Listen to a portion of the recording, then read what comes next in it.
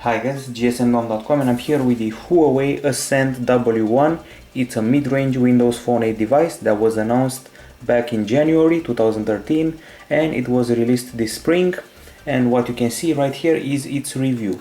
So we're dealing with a handset that in USA is priced at about $229, where at least at Walmart that's the price. It's a mid-range Windows Phone 8 device with a plasticky case, and you already saw the comparison we did between this phone, the Nokia Lumia 820, and the HTC Windows Phone 8s. Now let's check out the design and see what this model brings. So if you saw the comparison, you saw that I struggled a lot with the back side. I also struggled in the unboxing. I finally found out the secret. So if you only try to use this slot right here, it won't work. So you actually put your fingernail here and move to the side, and that's it. Cover is removed. Under the cover you can find the battery, obviously, and the SIM card slot and the micro SD card slot, and that's it. So be patient when opening this case. Put your nail here, push it to the side, and that's the whole deal of opening the Huawei Ascend W1. This handset is 10.5mm thick, so it's actually quite bulky. Also it weighs 130 grams. It may not be as thick as a Nokia, but still pretty thick. It's also very plasticky, as you can see. It feels like one of those plastic toys that children use in the bathtub, if you allow me to make a forced comparison. And I have to say that I find this chin here to be quite ugly, and also the separation of the glass panel from the plastic area seems a bit unfit, if you ask me. And the back camera area reminds me of the HTC One X, to the point where it seems copied, so just like the HTC One X. So now the ports and slots, we got a micro USB port right here, speaker right here, camera at the back with flash, and what looks like a microphone hole, audio jack on-off button, and the front camera and earpiece, capacitive buttons right here, screen obviously, and on the left side volume buttons, on the right side camera button, and that's pretty much it as far as this handset's design is concerned. We have a decent grip. As you can see, the handset sits well in the user's hand, and the handset feels very solid. I can already sense that it will be solid when you drop it on the ground. It won't break or anything like that. And I have to say that the build quality is quite decent in spite of all this plastic. This is not a rounded handset. There are a lot of straight angles everywhere you look. So it's total rectangular, straight lines, nothing rounded and nothing circular here. The handset is available in black or blue, and its case is made of polycarbonate, in case you're wondering.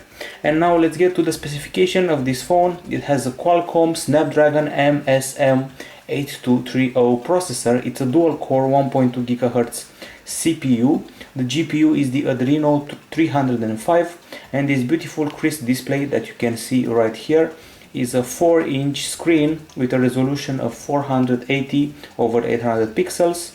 This one is IPS LCD panel with a density of 233 ppi.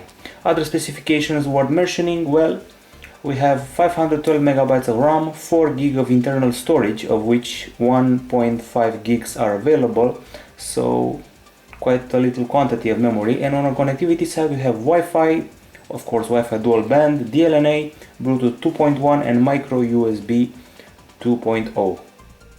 Continuing the list of specifications, this model uses a 5 megapixel camera right here with LED flash, 720p capture. Up front we have a VGA camera right here at the top. And back to the connectivity for a bit, we have HSDPA connectivity with 21 megabytes per second. We also have an accelerometer, proximity sensor, GPS, GLONASS, and inside there's a lithium-ion battery with a capacity of 1950 mAh. On paper, this should provide you with 460 hours of standby functioning or 10 hours of 3G talk time. In our tests we were very impressed by this battery. It's actually a huge capacity battery, at least for mid-range Windows Phone 8 devices. Well, for us it reached 1 day and a half of usage. Okay, now let's go to the audio test, and for that I'm going to reveal the headphones that are bundled with the phone. So here they are. I usually show you the headphones. The most beautiful ones are the ones with the Nokia Lumia 820 and 920. These ones are also pretty beautiful. but they're not very comfortable. They don't sit well in the user's ear and they tend to drop from the ear. Okay, so the headphones are also weaker than the Lumia as far as volume and quality is concerned. But now let's open up our music app and listen to some tunes so you can judge the speaker at the back of the phone. As usual, Metro Tube is our lifesaver, and I'm going to search for a nifty little mix. Thrice. Don't know if you know this song, but apparently it's a free download.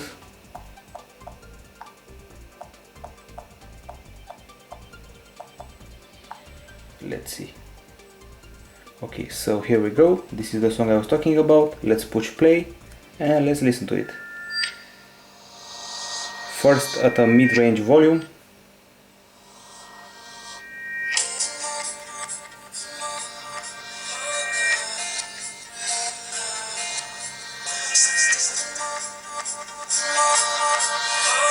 This is HD playback, by the way.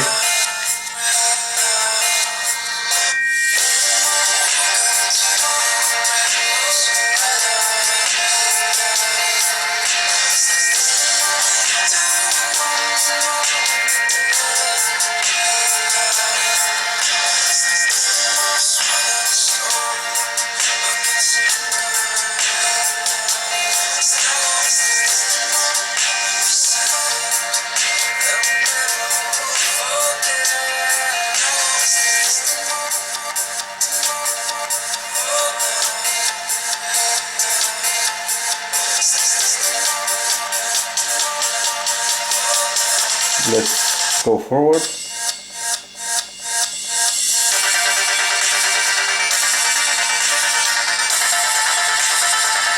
This is the maximum volume.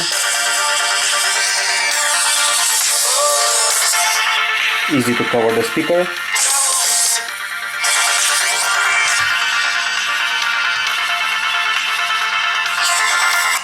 And as you can hear, it can get slightly muffled when it's placed on a flat surface. So now the conclusions: the speaker may be loud, but it tends to distort the song at the maximum volume. The voice is pretty warm, so the human voices are heard in a warm way, but the bass is pretty weak. And on the headphones it sounds slightly distorted, slightly muffled, and also slightly metallic. So the audio experience far from impressive on this handset. Aside from being loud, well, it's distorted and the bass is not that good. Now it's time for the video test, and for the video test I'm going to use a trailer of a movie called Kick-Ass 2. Here we go, the official trailer or the international trailer. Let's choose this one. Let's turn down the volume and let's check out the trailer. Once again going with HD and going full screen.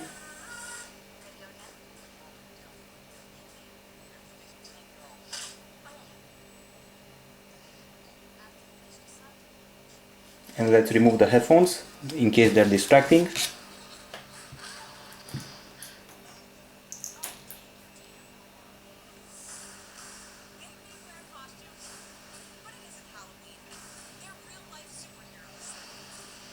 So a few things you must know about this display. We're dealing with a screen that's not exactly very bright by Windows Phone standards. The black level is pretty low and the sunlight behavior is actually pretty bad. The contrast could be a bit better, but the viewing angles are decent. You would expect a bit more from an IPS panel, frankly, but it's decent. That's what the viewing angles are, decent. We got a screen with a one glass screen technology. The colors are pretty realistic and not oversaturated. And as far as the audio and video formats are concerned, the handset supports MP3, MP4, WAV, WMV and H.264. Overall, the experience seems a bit washed out, as you can see, but at least the colors are realistic. And once again, viewing angles are decent, but nothing more, and I was expecting just a little bit more from these IPS panels that usually have great viewing angles. Now, as far as the camera is concerned, well, we're dealing with a 5 megapixel sensor with autofocus, LED flash, and what I can call slow camera focus. So let's take a quick snap. Here is the plane that you can see right here, the pink plane.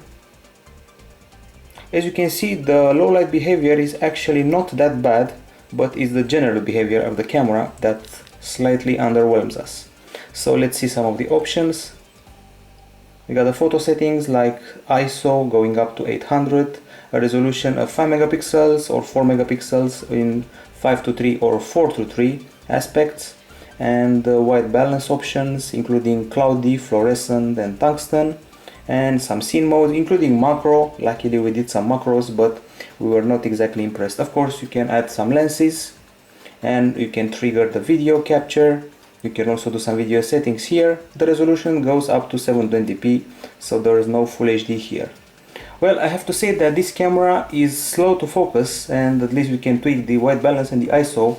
Now I must show you some pictures that I've taken using this camera. Okay, so it has a tendency to oversaturate things and also to burn them in sunlight. Let me show you a few samples. You probably know them already from the comparison of Windows Phone 8 devices. As you can see, things get noisier once you start to zoom in. And here is an attempt at a macro shot, some close-ups of a butterfly. And here are the pictures that were burned in direct sunlight. As you can see, clearly burned by the exposure to sunlight. And changing color is the same flower, but from different angles, totally different colors, and way too vivid to be real.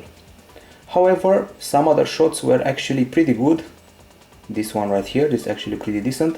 So it's all about the time of day and your skill to actually keep the handset steady, because it lacks a decent stabilizer, obviously. Overall, the pictures look pretty washed out, just like I said about the screen. And there's a lot of noise. If you really zoom in, you'll see that it lacks quality and depth of image. And other stuff worth mentioning is that, as I said, the slow camera focus and the LED flash tends to make the picture look a bit reddish. And as far as the video goes, well, I would say it's acceptable, but nothing more than that. It's in 720p, 30 frames per second. And surprisingly enough, the video capture has decent audio capture, but once again, focus issues are a problem. At least we have good image clarity, as you can see right here. But stabilization plays a prank on us. You'll see immediately right here, close to the start and close to the end of the video capture, you'll see the stabilization having some issues. At least the adaptation to sunlight or to shadows is reasonably decent for a 5 megapixel camera. So frankly speaking, I'm more happy with the video capture than the photo capture. Overall, the camera is below what I've seen on other 5 megapixel phones. For example, the HTC 8S has a camera that's just a bit better than the one of the Huawei Ascend W1. So not a very good camera and below the expectations. Okay, now it's time to check out the Internet Explorer mobile browser. And here's the virtual keyboard, pretty comfortable to use. Now let me access gsndome.com. Here we go. The site loaded reasonably fast, although it could have been a bit faster since this version of Internet Explorer is known for being extra fast. Some pinching to zoom, and now I'm going to show you the experience in landscape. Some of our other reviews. Okay, so this is pretty much it when it comes to web browsing. Now it's time for the good old benchmark comparison. I'm going to access this album of screenshots, and I have to save right from the start. I compared the Huawei Ascend W1 with the HTC 8S and the Nokia Lumia 820, all of them mid-range phone, pretty similar prices, and this model scored 9,383 points in Antutu. It beat the HTC 8S with its 6,000 points, but it was below the Lumia 820 with its 11,000 points. We move further to SunSpider, in which we scored 1,100 points, so 1,125 points. This is the case of the lower the better, and we beat the HTC that scored 1,400, and we were beaten by the Lumia 820 with 900 points, pretty close to iPhone 5 level. The Lumia is a very good phone when it comes to web browsing, at least in benchmarks. In browser mark 2.0, decent score, as you can see here, 1732 points. In browser mark 2.0 we beat the HTC 8S and we even beat the Lumia 820. The Lumia 820 was beaten by a few thousands of points, while the HTC 8S by 300 points. Other than that, you pretty much know the Windows Phone 8 experience that involves, among other, multitasking by keeping the back button pressed and then having to go to each and every app to close it. I find this to be the most annoying aspect of Windows Phone 8, the lack of a real multitasking system and the lack of a real notification system. Once again, with Windows Phone 8 came the option to resize styles. Some of them can be made wide, some of them can be made smaller, or the medium size that you already know. I'm not going to talk a lot about the software since I have shown you quite a number of reviews of Windows Phone 8 devices lately, especially mid-range models. So let's make this fast. Of course, we have the Kids Corner. I'm going to list some elements that are typical to Windows Phone 8. The Kids Corner allows your kid to access certain games, music videos and apps that you allow him by selecting them and triggering a special profile for the kid. Okay, next we go to the People Hub, where you can see your list of contacts and your social networks. I have Twitter and Facebook. I can see the statuses of people I know. And then comes the Rooms experience, where you can gather together your family or friends and share a calendar, a chat, photos, notes and stuff like that. Then comes the Office experience that I'm sure you're already familiar with. Here's Office. It involves obviously Excel, Word and PowerPoint. Here's the sample presentation. It's actually very easy to work with a presentation on the go. You just select the slide you want to modify, press this button, you can change the text if you want to, and you can hide the slide, move the slide, change the image. It's very easy to work with PowerPoint, as I said, and this is how you work with text. This is the document, and then you start selecting text, changing it, some options here. You can edit, you can add images. Once again, you can change the formatting, change the color of the text and some other basic options, and that's pretty much Office in a nutshell on this device. Now I cannot go further without showing you the dialer and saying that this handset has okay voice quality in video calls, but the volume is a bit low when talking to other people on the phone. As far as apps go, there's Windows Phone Store where you can download your applications. Sadly, there's no extra contribution from Huawei, while HTC and Nokia offer you some special apps of their own in a special area in the store. Well, Huawei didn't bother. And finally, as far as mapping goes, we have good old Bing that we hope to get rid of in Windows Phone 9. Maybe to be replaced with something decent, maybe something from Google. Well, Bing Maps is honestly a pain and it doesn't offer that many options. Okay guys, you probably guessed it, it's time for the conclusions regarding the Windows Phone 8 device called Huawei Ascend W1. The conclusions are not that good, so here are the pros. Very good battery, 1.5 days. Pretty good price if you ask me, a bit over $200 is certainly a bargain. The presence of a microSD card slot is always welcome. The handset is pretty resilient, it can survive a drop easily, I'm convinced about that. And the speaker at the back is reasonably loud. The CPU is okay, you just saw that the benchmark results are better than the HTC 8S. And overall it's an okay handset, but not more than that. I like the fact that I didn't face any type of lag while using it, so no trace of lag anywhere, excuse me. And now let's get to the bad side, the cons. The design, well, not very inspired. I don't like this chin right here. It copies the HTC 8X in this area. The speaker gets muffled when you listen to music. The screen's brightness could be better. The audio is distorted at maximum volume. The camera is weak and below expectations. There are no extra apps to draw the user. And the screen feels a bit washed out, especially when watching videos. Overall, we give this handset a 7 out of 10 for design, 7 out of 10 for hardware, and finally 7 out of 10 for operating system and user interface. Well folks, that's it. The final grade is 7 out of 10 here at gsndon.com. Hope you like this review. This is the Huawei Ascend W1 mid-range Windows Phone 8 device. Bye bye.